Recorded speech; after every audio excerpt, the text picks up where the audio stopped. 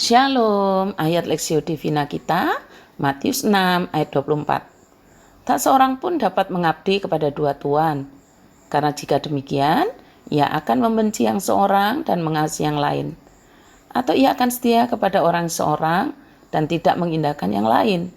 Kamu tidak dapat mengabdi kepada Allah dan Mammon. Alkitab mengajarkan kepada kita sebagai umat Allah itu jelas dan tegas, bahwa kamu tidak dapat mengabdi kepada Allah dan kepada Mammon. Kata mengabdi bukan sekedar melayani atau bekerja. Mengabdi itu menghambakan diri. Mengabdi itu menyerahkan segenap hidupnya untuk dimiliki dan dikontrol. Tuhan mengatakan, kamu tidak dapat mengabdi kepada Allah dan kepada Mammon. Pertanyaannya, mengapa yang disebut sebagai tuan-tuan itu adalah Allah dan Mammon? Mammon sebenarnya merupakan sebuah kata dalam bahasa Aram yang berarti keuntungan atau kekayaan. Jadi apapun di dunia ini yang merupakan atau yang kita anggap sebagai keuntungan adalah mammon. Sebab semua yang ada di dalam dunia, yaitu keinginan daging, keinginan mata, serta keangkuhan hidup adalah mammon. Penting untuk digarisbawahi, mammon di sini tidak sama dengan pengertian modern soal keuntungan atau kekayaan. Biasanya mengatakan begini, masa orang berdagang nggak boleh untung? Kalau berdagang nggak untung, terus gimana?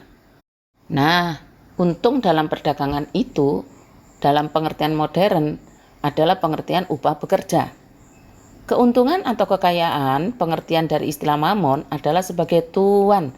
Kita adalah budaknya, kita adalah hambanya yang melayani dan mengabdikan seluruh hidup kita untuk keuntungan atau kekayaan tersebut. Jadi jika mammon yang menjadi tuan kita, maka kitalah yang dikendalikan dan dikuasai oleh keuntungan atau kekayaan duniawi. Tak seorang pun dapat mengabdi kepada dua tuan. Dua tuan berarti ada dua jenis tuan. Kata Yunani untuk tuan, kurios, sering diterjemahkan tuan yang artinya pemimpin, pemilik, dan jabatan yang tertinggi serta menguasai. Dalam konteks ini, kata itu lebih khusus mengacu pada orang yang memiliki budaknya sendiri. Pada abad pertama, tuan memiliki kontrol mutlak atas setiap aspek kehidupan seorang budak. Budak itu tidak punya apa-apa untuk ditawarkan kepada orang lain karena ia sepenuhnya milik tuannya. Bukan hal yang aneh bahwa dua tuan memiliki budak secara bersama-sama.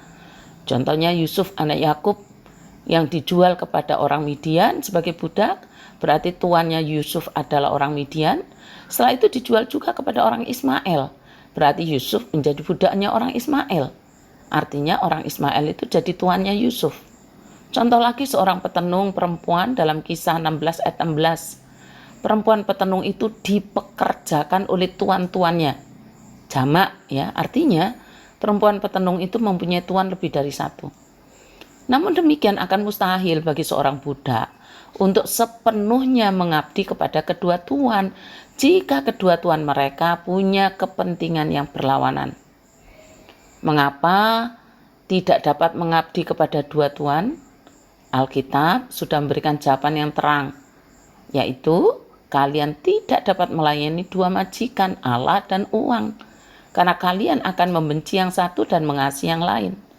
Atau terjemahannya begini, tidak ada satu orang pun yang dapat bekerja pada dua majikan pada waktu yang sama. Ia akan membenci majikan yang satu dan menyukai majikan yang lain. Atau ia akan patuh pada majikan yang satu dan menolak majikan yang lain.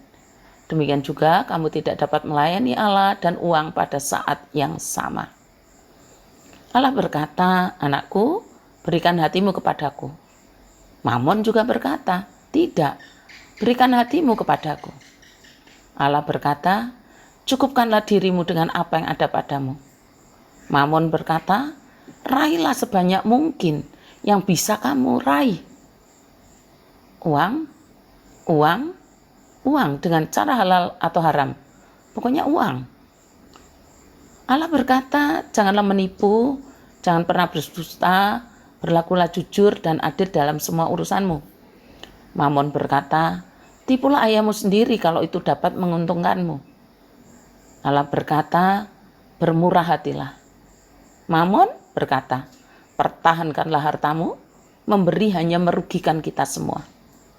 Allah berkata, jangan kamu khawatir tentang apapun juga.